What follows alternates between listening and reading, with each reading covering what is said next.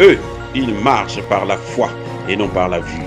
Mais moi, je vous conseille vivement de marcher par la connaissance scientifique et historique, notamment celle de nos ancêtres kémites, par les cinq sens et par l'intelligence. À vous, à Pierre.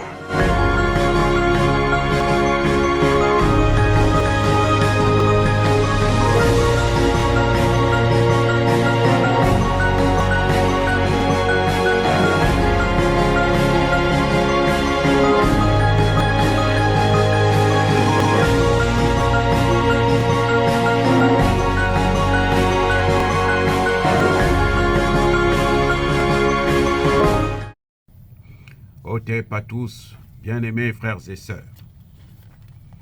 Frapper une monnaie n'est pas difficile. Nous avons emprunté un point de non-retour. Cette parole est de qui? Imaginez. Elle est du Premier ministre du Mali, le docteur Choguel Kokala Maïga. Le docteur a parlé. Nous avons emprunté une voie de non-retour. Qu'est-ce que cela veut dire? Ça veut dire tout simplement que les pays de l'AES, là, les trois États, là, sont obligés de créer leur monnaie. Le Mali, le Burkina Faso et le Niger sont dans l'obligation d'avoir une monnaie unique. On ne peut pas parler de monnaie commune parce qu'il y a une différence entre monnaie commune et monnaie unique. La monnaie commune, c'est que c'est une monnaie que tout le monde utilise, mais chacun a sa monnaie souveraine de son pays. La monnaie unique, c'est qu'il n'y a pas d'autre monnaie, il n'y a que cette monnaie que tous les trois pays vont utiliser. Donc la monnaie unique du Sahel est une obligation. Parce que c'est une voie de non-retour. S'ils s'arrêtent, s'ils avancent, on avance avec eux. S'ils s'arrêtent, on s'arrête, on les observe. Comme maintenant, on est en train de les observer. S'ils reculent, on les abat. Vous voyez ce que le Premier ministre vient de nous dire. Ça, c'est le dernier scoop du Premier ministre Choguel Kokala Maïga. Là, il est venu fermer le bec de tout le monde. Maintenant, on attend. On va continuer à attendre. On va prendre notre mal en patience. Mais le Premier ministre nous a donné aussi quelques éléments qui nous permettent d'avoir la force et l'énergie de continuer à attendre. C'est que le Premier ministre dit dans ce même discours, dans cette interview, que, vous savez, le Mali avait déjà une monnaie. Et nous le savons tous, avec le président Modibo Keïta. Et c'est à cause de cette monnaie-là que le président Modibo Keïta avait créé qu'il a été victime d'un coup d'État. On l'a pris, on l'a mis en prison et il a été empoisonné dans la prison. Et il est mort dans cette prison à cause de la monnaie. Parce qu'il était sorti du CFA. Et après, qu'est-ce qu'ils ont fait? Ils ont repris le Mali, ils l'ont remis dans le CFA jusqu'à aujourd'hui. Donc le Premier ministre nous dit, vous savez, on avait déjà la monnaie. Mais il faut savoir qu'est-ce qui s'est passé avant. Pourquoi on a échoué? Pourquoi le Mali qui était sorti est revenu? Et comment, quand on découvre le pourquoi, on doit maintenant mettre en place le comment il faut faire pour éviter de tomber dans le même piège. Ce qui est tout à fait raisonnable.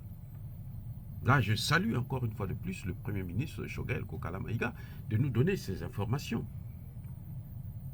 Et le plus important encore, ce qu'il a dit, c'est que le Premier ministre nous explique que, écoutez, il y a des experts qui travaillent. C'est une question stratégique.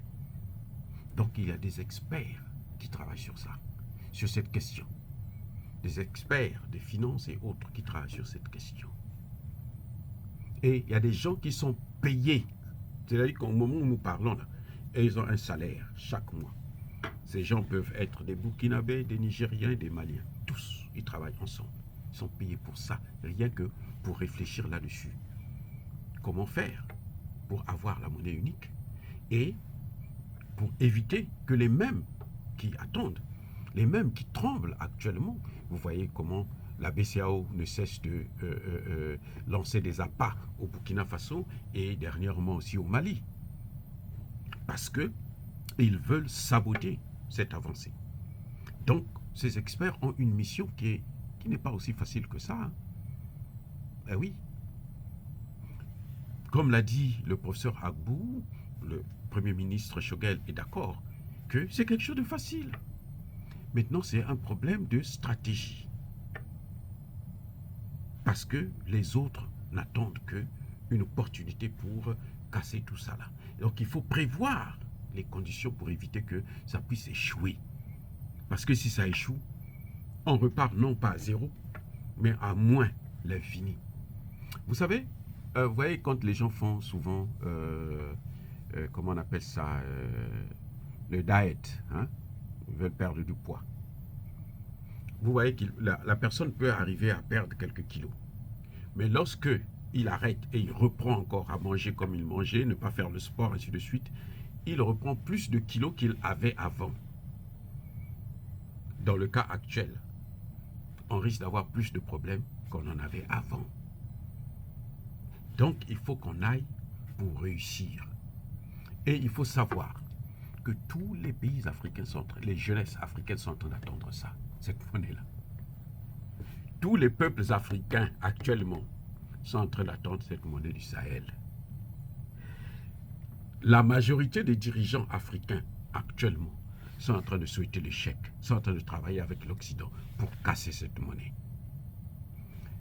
Vous voyez que les États-Unis et l'OTAN sont en train de vouloir occuper le golfe de Guinée. C'est pourquoi? C'est pour arrêter tout ça. La monnaie. Parce que le dollar prendra un coup, l'euro prendra un coup, le CFA va disparaître. Donc le Premier ministre Choguel nous fait savoir que ce n'est pas un jeu, que le message africain, de la jeunesse africaine est compris. C'est ça qui est très important que vous devez savoir dans ce message du Premier ministre. C'est que le message de la jeunesse africaine n'est pas tombé dans les oreilles des sourds. Les présidents et les gouvernements du Sahel ont bien compris le message et ils sont en train de travailler là-dessus pour nous rassurer. Et ça veut dire quoi? Ça veut dire que d'ici là, vous allez être surpris d'apprendre que, bon, on lance la monnaie en telle date, qu'il y a déjà une monnaie africaine qui est là, qui existe. La première monnaie des États de l'Afrique, de tous les pays africains. Parce que cette monnaie-là, c'est celle-là qui va gouverner. C'est la monnaie que Kadhafi devrait créer, qui est en train d'être créée là au Sahel. Oui, vous allez me dire, il n'y a que 3 États. Non, les États-Unis ont commencé par 13. Aujourd'hui, ils sont 50. Les États-Unis ont commencé par 13 États. Aujourd'hui, ils sont 50. Vous prenez un pays comme la Californie, si elle n'est pas dans les États-Unis, économiquement parlant, elle peut être parmi les 10 premières puissances du monde, économiques du monde. Mais sur le plan sécuritaire, elle a besoin des États-Unis, des autres. C'est pour ça qu'ils continuent à rester là. Vous prenez le Texas qui appartenait au Mexique, aujourd'hui appartient aux États-Unis et qui demande même son indépendance. Mais comme ils sont dans une union, ce n'est pas évident. Ce n'est même pas possible pour l'instant. Donc, vous voyez, le Premier ministre nous a rassurés, encore une fois de plus. C'est vrai que moi, j'aimerais bien que ça se fasse le lendemain, comme beaucoup parmi vous d'ailleurs. Et je serais bien heureux de savoir que c'est bon, c'est créé, parce que c'est une étape décisive pour la libération du continent africain tout entier. C'est une étape essentielle même. Vous voyez, la réussite des États du Sahel, c'est la réussite du continent africain. C'est le début de la libération totale du continent africain. Dieu a choisi ces 3 pays-là. Ce n'est pas pour rien, ce n'est pas par hasard. C'est pour ça que vous voyez même que tout ce que l'on fait contre eux, ça vient échoué au bord du continent, au bord de l'espace du Sahel. Même ceux qui étaient les grands adversaires du Niger, aujourd'hui sont en train de changer de face.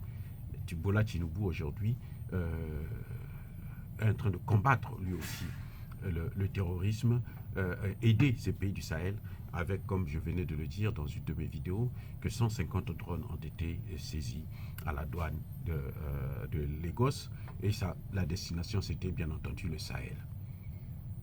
Mais s'il a pu le faire, c'est parce que, justement, il comprend que l'avenir de l'Afrique est en train de se jouer là, y compris celle du Nigeria. Alors, bien aimés frères et sœurs, encore une fois de plus, je persiste et je signe, soyez bénis. Soyez abondamment bénis par le Dieu des Kémites et par nos ancêtres angélisés. Mais que tous ceux qui persécutent le continent africain le pillent et le déstabilisent, qu'ils soient noirs, blancs, chinois, arabes, juifs, indiens ou qui qu'ils soient punis, maudits, foudroyés, neutralisés, écrasés, effacés par le Dieu des Kémites et par nos ancêtres angélisés. Vive l'Afrique éternelle. Je dis et j'assume.